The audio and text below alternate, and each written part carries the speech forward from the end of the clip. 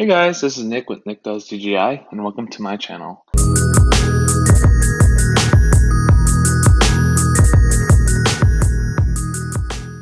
Before we get into the age-old question of whether you should rent or buy, can we take a minute to reflect upon 2020? This is seriously how I feel 2020 has been for the past 9 months. We saw the first stay-at-home order back in March, with several other states following suit. We had the whole flattening the curve motto to encourage us to stay at home. We then witnessed the massive rise of Zoom and the work from home movement. And months later, millions of employees continued to work from home with no expected return date to the office. That in turn fueled an exodus from the cities to the suburbs. And as companies started allowing work from home policies and virtual communications technology, we saw people moving across cities, counties, and even states to rural and the suburbans.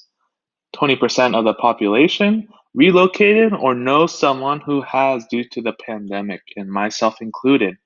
The desire to suddenly live in the secondary and tertiary housing markets, along with record low mortgage rates, helped fuel home buying demand. And with the Federal Reserve cutting rates to near zero, 30-year fixed mortgage rates can now be locked in at 2.71%. And as my loan officer said when I was purchasing my house this year, everyone and their moms are buying and refinancing this year. Demand for single family homes skyrocketed by June to an all time high in October at 6.85 million sales. And as a real estate agent, I can verify firsthand that the housing market remains very much a seller's market with record low inventory and intense competition. The urban flight, so to speak, in turn caused rent prices to drop. For example, a one bedroom in San Francisco is down over 25% year over year. And in many other urban markets, rent prices are down over 10% year over year. Anecdotally, I've had many friends moving to rent or buy their first starter homes. So that led me thinking, is it better to rent or buy? And that is how this video was born. So when you ask yourself whether you should rent or buy, I don't think there is a clear-cut answer. It just depends. There is definitely an emotional component to home ownership, especially in the United States, whose American dream literally embodies a house with a front yard, porch, and a white picket fence. But then you have the cost aspect of renting versus buying. Buying a house is one of, if not the biggest financial decision many people make. And in many parts of the country, home prices are unaffordable. So the question is not that simple. Let's go over a list of pros and cons of each side, as well as an example. Pros of owning. It's always great to own your own house and finally feel like you achieved the American dream. You have complete privacy, the freedom to renovate, decorate, and alterate as you please. And when you buy, you often lock in a fixed interest rate, and your principal interest payment remain the same until the mortgage is paid off.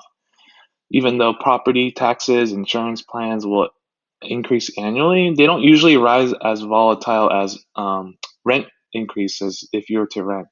And oftentimes, there is a net cost benefit to owning your home when considering the historical long term investment of residential real estate. You build your equity in the house as you pay down the principal each month. Not to mention, there are huge federal tax benefits. To name just a few, the interest you pay on the mortgage is fully deductible on up to $750,000 of mortgage debt incurred after December 2017. Homeowners are also allowed to deduct up to $10,000 of their state and local property tax. And lastly, homeowners who do want to sell and move can exclude up to $250,000 of capital gains from taxable income if they have maintained the home as their primary residence in 2 of the preceding 5 years. What are some disadvantages of owning your home? First off, it's just plain expensive. Once you own, you have less mobility and flexibility to pick up and move on a short notice. And if you have to move, it'll cost you up to 5% of the purchase price in real estate seller's commission and closing costs eating away at your capital gains. You are subject to the housing market, and the value of the home can drop more than 40%, as we saw back in the 2018 housing crash.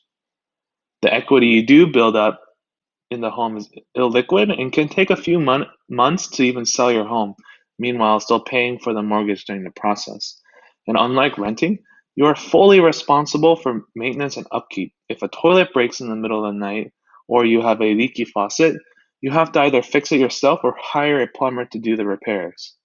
Lastly, with owning, you miss out on the opportunity cost of investing your down payment.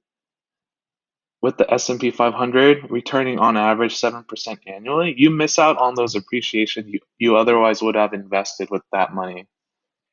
So let's take a look at an example. Say you purchase a $600,000 home with a 20% down payment, which is $120,000. You are able to lock in a 30-year fixed mortgage at 2.8%, or $1,972.29 a month. Let's assume property tax at 1.2%, or $600 a month.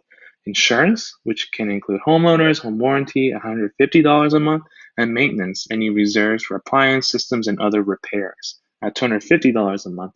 Last, the opportunity cost of investing a down payment into the market at a 7% annual rate of return comes out to about $700 a month. So your total cost comes out to about $3,672.29. But now let's factor in the equity, the tax deductions, and the appreciation. In your first year of ownership, you will pay off about $852.29 a month in principal, according to a loan amortization schedule. We can write off the remaining interest on the payments, about $1,120 a month. Lastly, the real estate market on average appreciates 3% annually. So we can assume that the home will appreciate about $1,500 a month. When you use the total cost at $3,672.29 a month minus the $3,554.48 a month, your net cost comes out to $281.71 a month if you factor in the equity, the tax deductions, and the home appreciation. Note, this figure does not include the monthly utilities, moving costs, and closing fees when you purchase the home. However, when you're just looking at out-of-pocket monthly expense, then you're looking at just over $2,972.29. When it comes to renting advantages, your monthly out-of-pocket rent expenses could be lower. Other than a security deposit, you don't need to buy a mortgage, enter escrow, or give up any other large sums of money.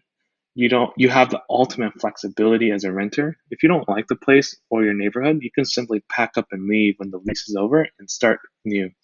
Another pro is you have little to minimal responsibilities for maintenance repairs. If a light bulb goes out or you have a leaky faucet, the landlord or the property manager will typically take care of the repairs. And as we discussed previously, you can invest the money you would have spent for the down payment into the stock market and earn 7% annually. On the other hand, as a renter, you can't renovate as you please and are at the mercy of the property management or the landlord's rules. Next, you can't build equity nor take advantage of any tax benefits like the mortgage interest and the property tax deductions. You have annual rent increases, and in many parts of the country, there are no caps on rent hikes. Paying rent does not help build credit, whereas paying a mortgage will improve your credit worthiness. So let's take a look at the same example. Let's assume that you can rent that same $600,000 house for about $3,000 a month. Let's also assume the same opportunity cost, aka the down payment invested at a 7% rate of return.